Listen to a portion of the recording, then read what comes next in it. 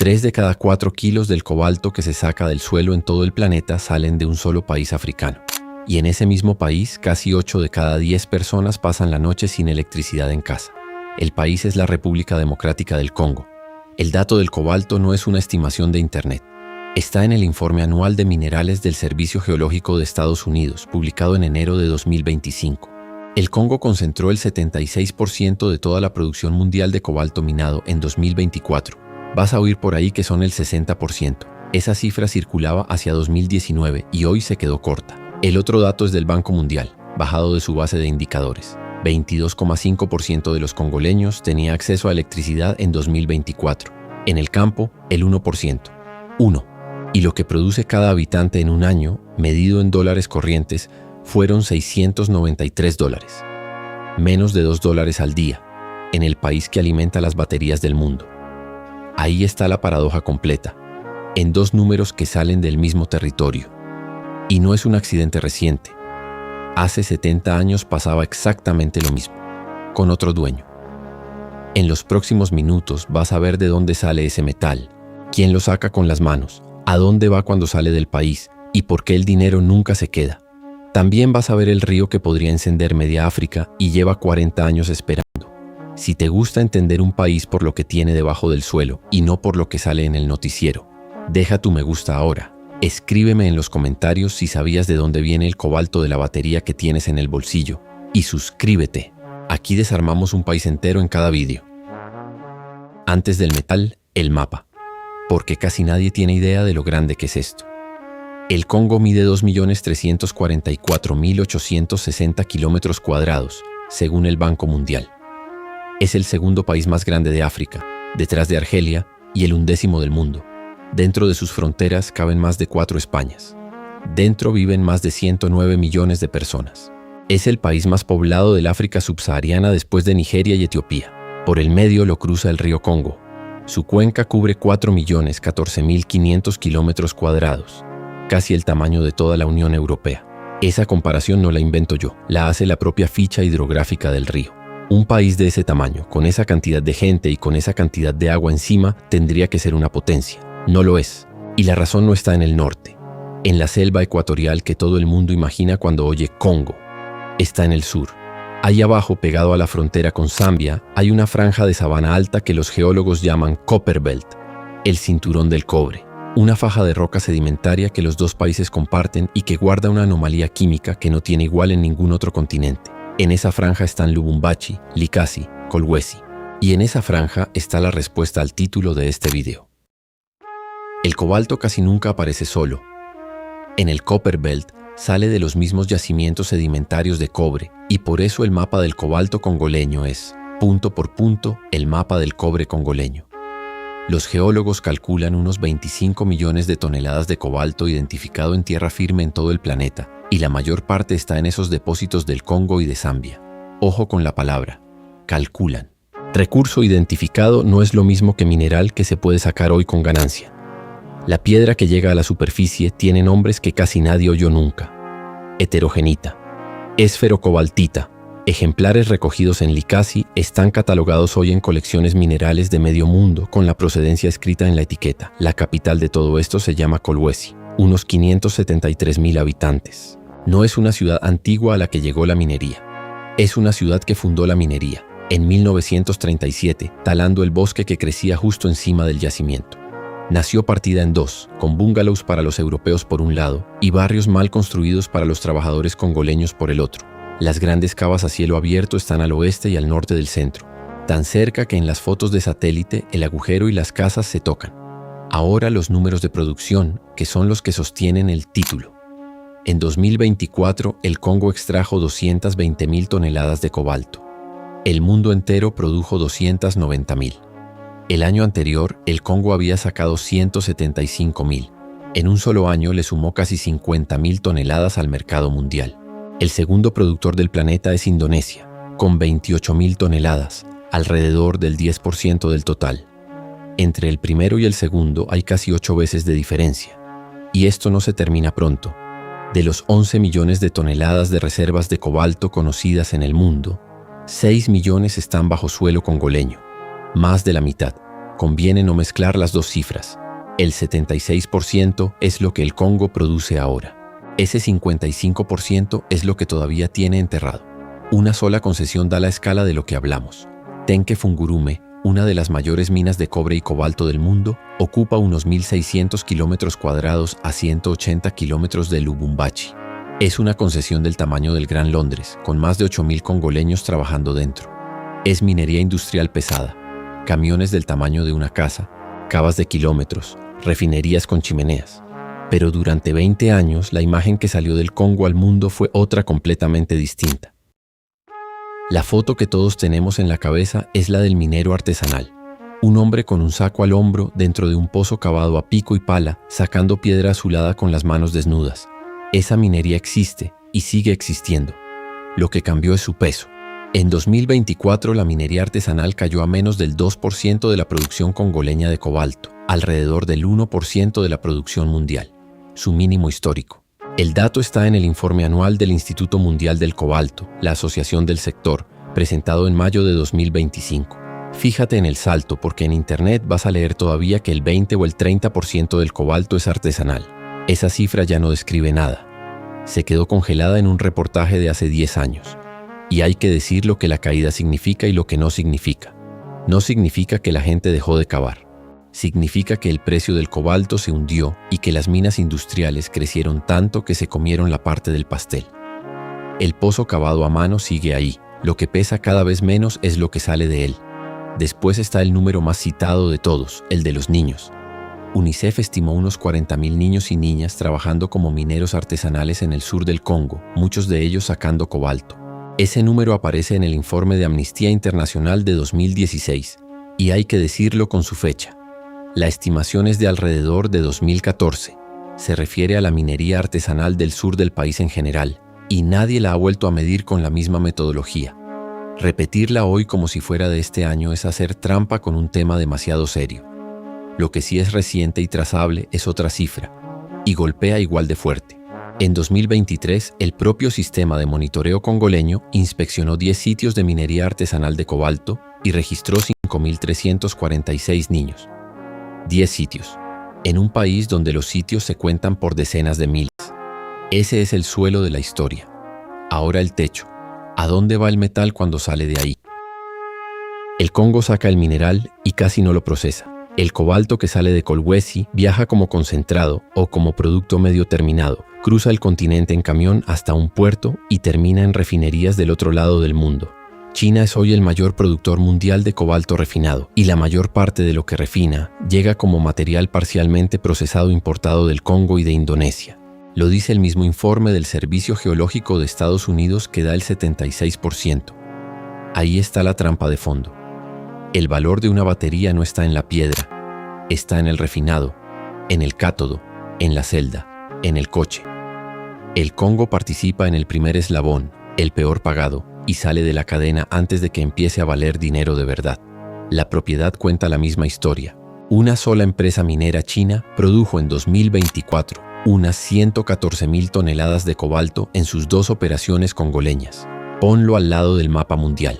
Fuera del Congo, todos los países del planeta juntos produjeron unas 70.000 toneladas. Una empresa saca más cobalto que el resto del mundo entero. En 2025, el gobierno congoleño hizo entonces algo que casi nadie esperaba. Prohibió exportar cobalto durante 8 meses, en seco, para forzar la subida del precio. Y al reabrir la puerta impuso un techo, 96.600 toneladas al año, según el seguimiento de un proyecto periodístico especializado en la presencia china en el sur global. Es una medida muy reciente y de fuente periodística especializada, no de un boletín oficial, así que conviene tomarla con esa etiqueta. Sea como sea, la señal es nueva. Por primera vez en más de un siglo, el país que tiene el metal intentó decidir el precio del metal, y ese siglo es el que explica todo lo demás. Entre 1885 y 1908, el Congo no fue una colonia de Bélgica, fue la propiedad privada de un solo hombre. El rey Leopoldo II administró aquel territorio como una finca personal y nunca puso un pie en él. Su finca medía 2.344.000 kilómetros cuadrados, prácticamente el país de hoy, kilómetro más, kilómetro menos, y tenía unos 30 millones de habitantes. Un solo europeo, dueño en papel de un territorio casi 80 veces más grande que su propio país. Lo que pasó dentro con el caucho forzado dejó una herida que todavía se discute. Las estimaciones históricas más citadas hablan del orden de 10 millones de muertos. Hay que decirlo con cuidado. No hubo censo en el Congo antes de 1924, y varios historiadores han criticado que se extrapole la mortalidad de las provincias del caucho a todo el territorio. Es una estimación en discusión, no una cifra cerrada. Cuando Bélgica le quitó el Congo al rey y lo convirtió en colonia de Estado, el negocio ya no era el caucho, era el sur. En 1906 había nacido la Unión Miniere del Alto Katanga, con una concesión de unos 20.000 kilómetros cuadrados. Y aquí viene el dato que le da sentido a todo el vídeo. En los años 50, esa sola empresa colonial controlaba el 75% de la producción mundial de cobalto, desde estas mismas minas. 75% entonces, 76% ahora. Cambió el dueño del papel. El papel del país es exactamente el mismo. De esa misma región salió además algo que casi nadie asocia con el Congo. De la mina de Chinkolobwe, a 20 kilómetros de Likasi, salió el uranio con el que Estados Unidos construyó las primeras bombas atómicas. El director de la Unión Miniere lo vio venir antes que nadie y guardó 1.200 toneladas de mineral en un almacén de Staten Island, en Nueva York, esperando comprador. El comprador fue el Proyecto Manhattan. El Congo estaba en el centro de la guerra más importante del siglo XX y nunca se enteró. Después llegó la independencia, llegó Mobutu, y en 1966 el Estado nacionalizó la minera colonial y la convirtió en la estatal Gécamines. Durante un tiempo funcionó, y luego se cayó a pedazos. Los números son casi difíciles de creer. En 1989, Gécamines produjo 440.848 toneladas de cobre. En 2001 produjo 27.507. Perdió el 94% de su producción en 12 años. Sería tramposo culpar solo a la nacionalización.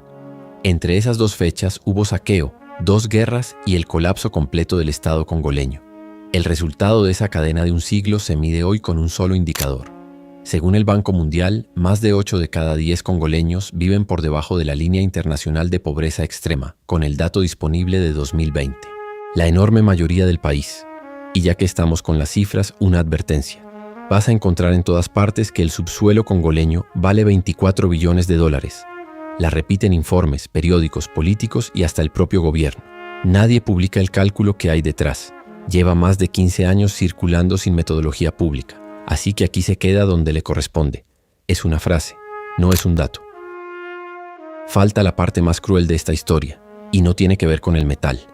Tiene que ver con el agua. El río Congo descarga en el Atlántico un promedio de unos 41.000 metros cúbicos de agua por segundo. Es el río más caudaloso de África y uno de los más caudalosos del planeta.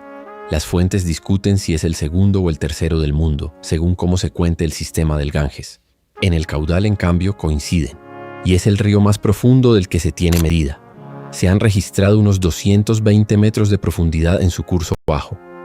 220 metros es la altura de un edificio de 70 pisos, metida hacia abajo dentro de un río.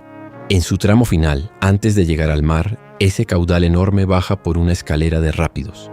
Toda esa agua cayendo de golpe en un solo lugar. En términos de ingeniería, es el mejor sitio para producir electricidad que existe en el planeta. Ahí se construyó Inga. Inga 1 se terminó en 1972, después de 4 años de obra, 6 turbinas, 351 megavatios. Inga 2 llegó una década después con 8 turbinas y 1.424 megavatios. Entre las dos suman 1.776 megavatios instalados, y hoy generan bastante menos que eso, con las turbinas gastadas y mal mantenidas. Sobre ese mismo salto de agua está dibujado desde hace décadas el proyecto Gran Inga.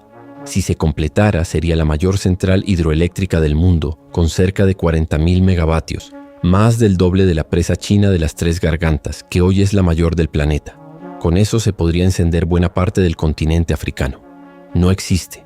Lleva más de 40 años en el papel, con estudios, anuncios, consorcios que entran y salen.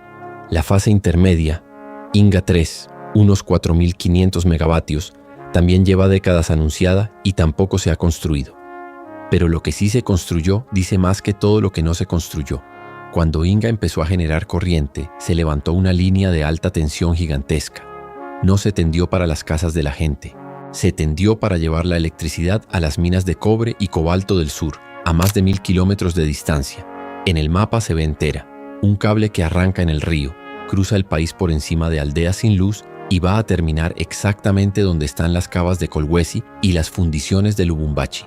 Vuelve entonces al número del principio: 22,5% de los congoleños con electricidad, 1% en el campo. No es que no haya energía en el Congo, es que la energía fue diseñada, cable por cable, para ir a otra parte. Y todavía hay una capa más, por si el país no acumulara ya suficientes récords sin cobrar por ninguno. En 2017, un equipo de científicos confirmó que bajo la selva del norte congoleño está la mayor turbera tropical del planeta. Guarda unos 30.000 millones de toneladas de carbono, el 28% de todo el carbono de turba tropical del mundo, guardado en apenas el 4% de la cuenca. Es uno de los frenos climáticos más grandes que existen y está debajo de un país que no puede encender una bombilla en el campo. Volvamos al número con el que empezamos. El título dice 60% porque esa es la cifra que se quedó pegada en la cabeza de todo el mundo hacia 2019.